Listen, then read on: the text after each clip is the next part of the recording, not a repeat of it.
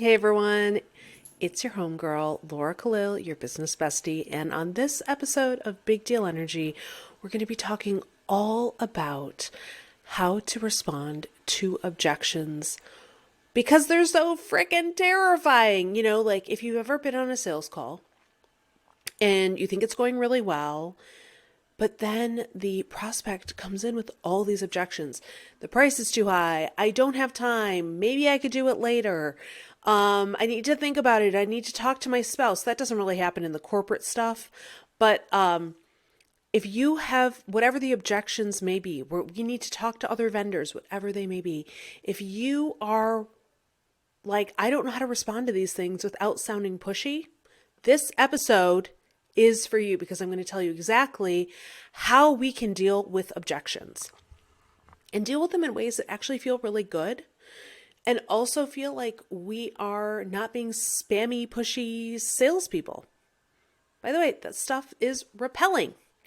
Pushing on people repels. Like we all know or remember or have heard of, like in dating, like the stage 5 clinger. Okay.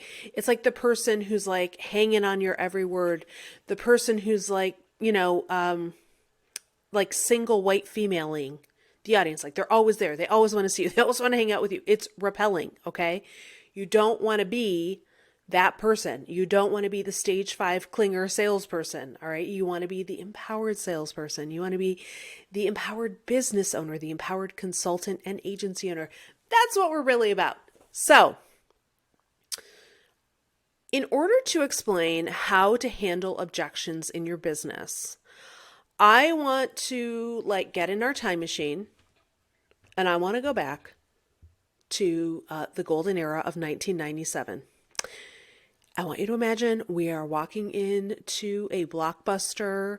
We have been enjoying our amazing VHSs that we watched over the weekend, and we are returning them. Now, if you remember what it was like, and if you don't remember, I'm about to tell you, inside of every single box, there was a note that said, "Be kind, rewind." So before you brought back your VHSs, you had to rewind them or you were fined, okay?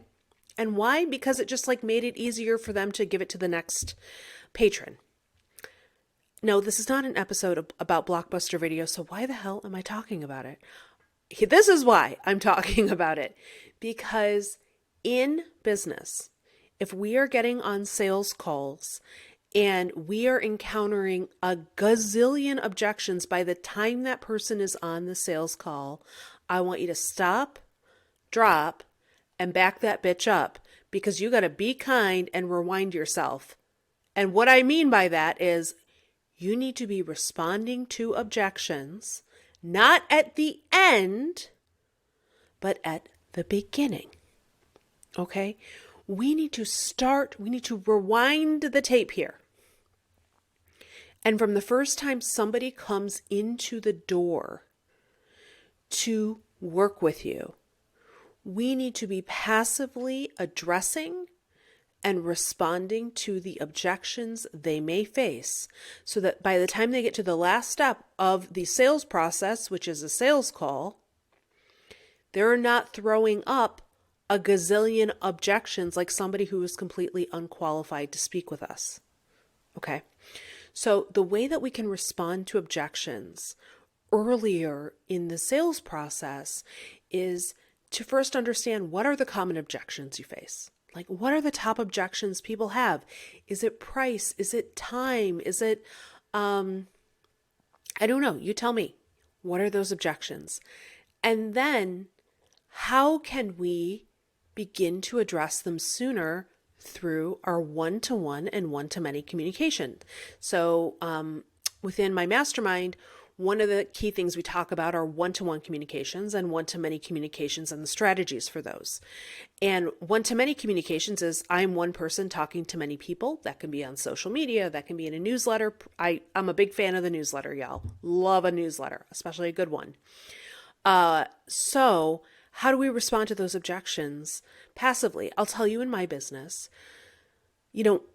what we do within the Elevate Mastermind is help business owners reach clients, bigger clients, who are willing and eager to sign contracts between $50,000 and $250,000. Okay. So what happens to the agency owner or consultant when they hear that type of brand promise from me? Well, they're probably thinking to themselves, I don't think she's talking to me.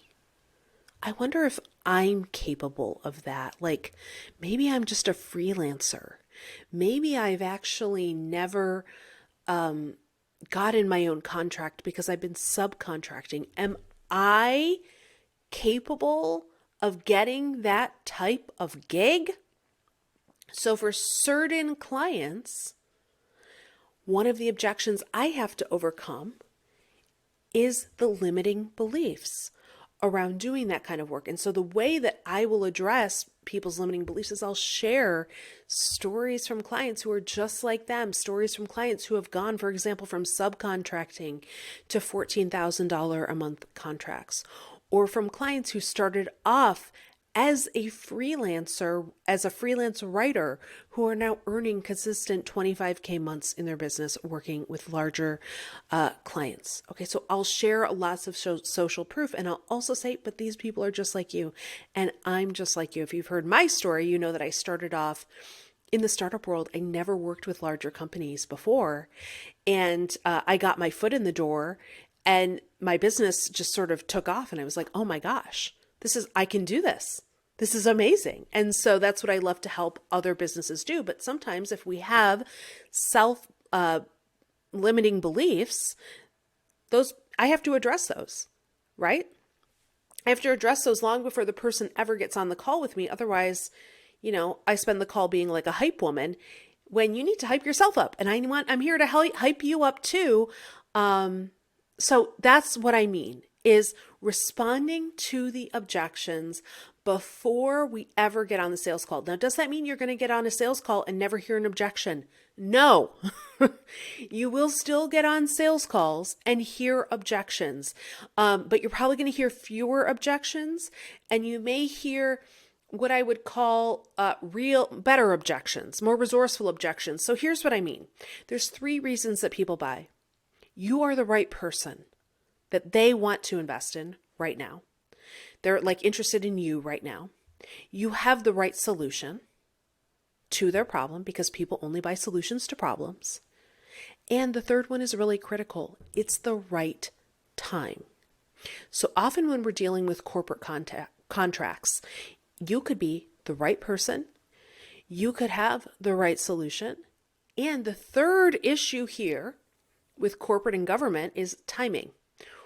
Do we have it built into the budget for this year to spend this type of money? Do we have to wait until the next fiscal year? Is there some other thing within the business that's taking precedent right now, so we need to put this on the shelf for a period of time? Those are real things that happen within companies. And so if you hear objections around that, like it's not the right time, or we need to wait until such and such a time, what we want to be doing is, instead of being like, oh, no, but I need to work with you now, and like, oh my gosh, we need to do this right now, is we just take a step back. We remember to not be a stage 5 clinger. This is a not single white female. And we are going to say, no problem. No problem at all. I will be in touch. Let's touch base when? At the start of the year, start of your next fiscal quarter, whatever that may be. That's how we deal with it. And what do we do in the meantime?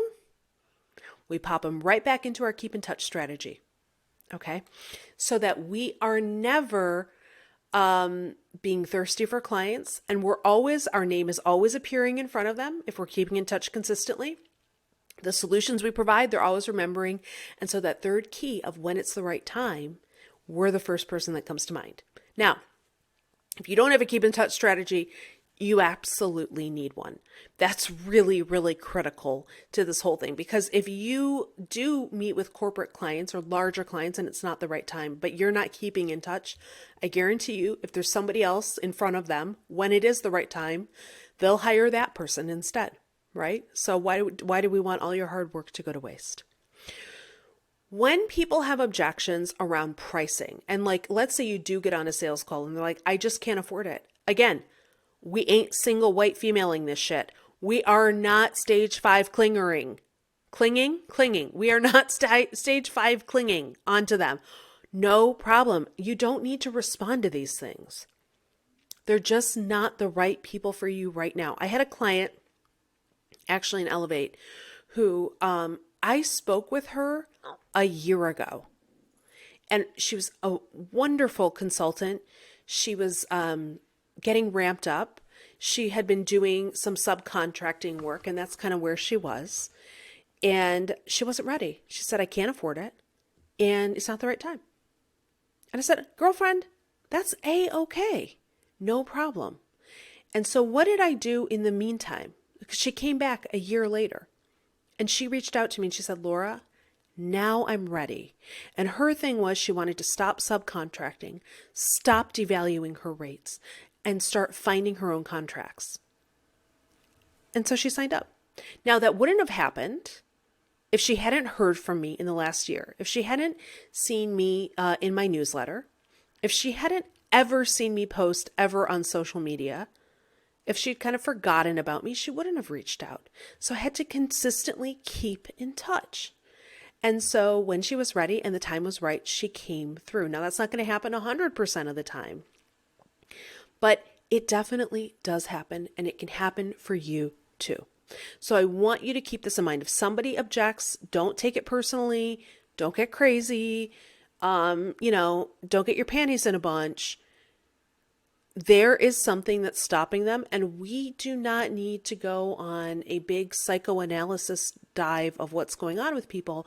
We just need to learn to be kind, rewind, and start responding to objections through all of our communications channels long before they ever get on a sales call, so that they feel more confident. By the time they do arrive on that call, we will likely encounter fewer objections, and what's most importantly, you'll close more of those deals and get more of that big deal energy, which is what I want for you. So if you are curious right now, you're listening to this and you're thinking, Laura, how do I find more high-paying clients? Because that is the number one question I get. Here's what I have. I want you to go to bigdealenergy.net.